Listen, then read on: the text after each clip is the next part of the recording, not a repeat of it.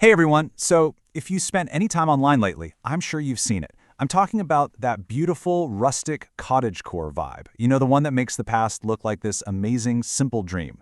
But what's the real story behind all that romance? Well, that's what we're going to get into today.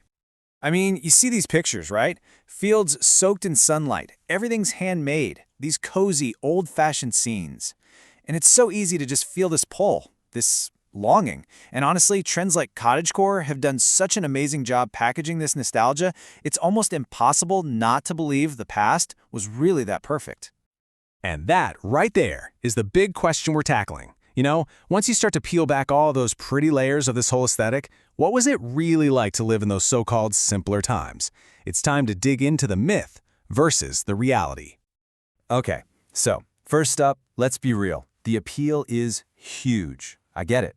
These images, they're promising this world where we're all deeply connected, to nature, to each other, to the stuff we make with our own hands. It's this idea of a really purposeful, authentic life that, let's face it, can feel a little lost in our crazy, fast-paced world today. And a perfect example of this is Laura Ingalls Wilder's Little House on the Prairie.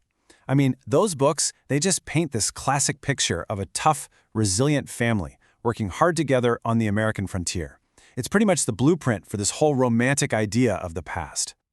But here's the thing. The reality, and this comes from Wilder's own daughter, was just brutal.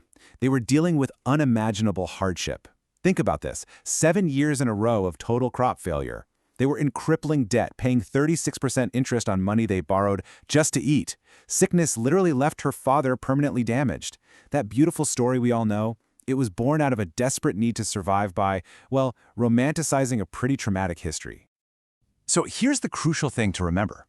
That simple life, more often than not, it was a life with zero choice. It was a life of nonstop physical and financial struggle. And that's the part that gets totally airbrushed out of our cozy, modern fantasies. Yeah, think about it for a second. When you picture a farmer from, say, the 1870s, what comes to mind?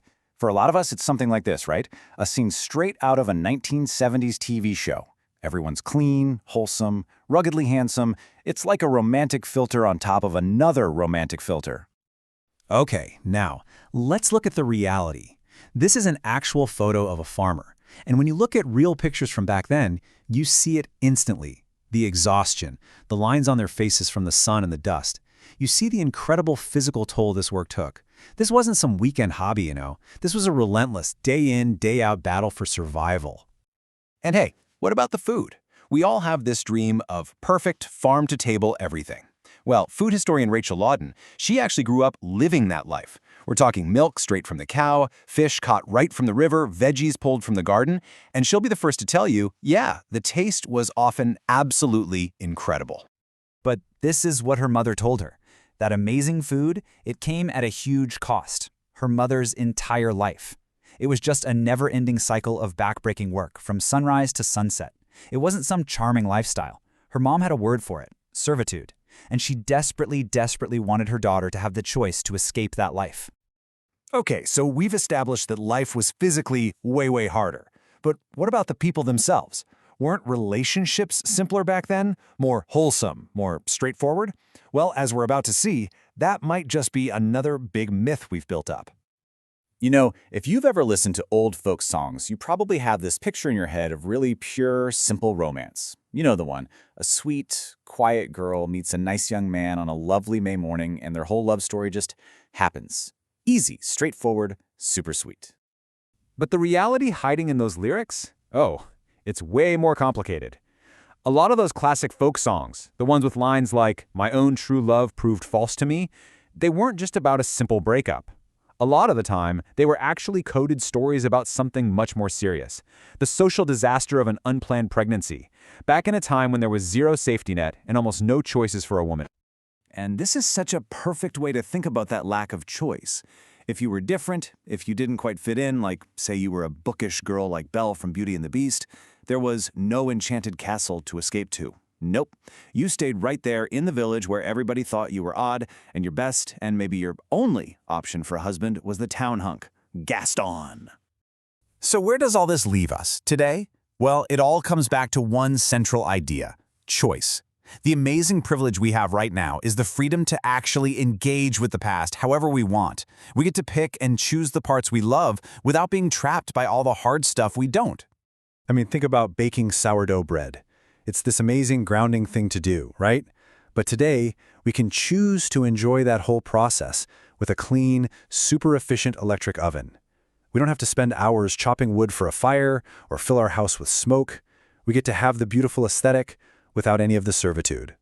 And really, that's the big takeaway here. We can absolutely pull valuable lessons and find real joy in the past, but we can do it without having to pretend that the incredible luxuries and securities of today, the very things that give us our freedom, don't exist.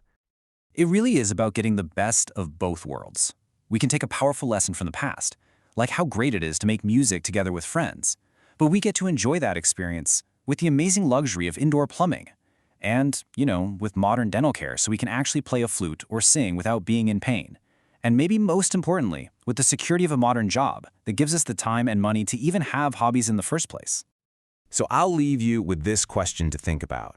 When we finally strip away all those romantic myths and we see the past not as some aesthetic to copy, but as a real place full of real struggle, complexity, and sacrifice, what do we actually gain from that?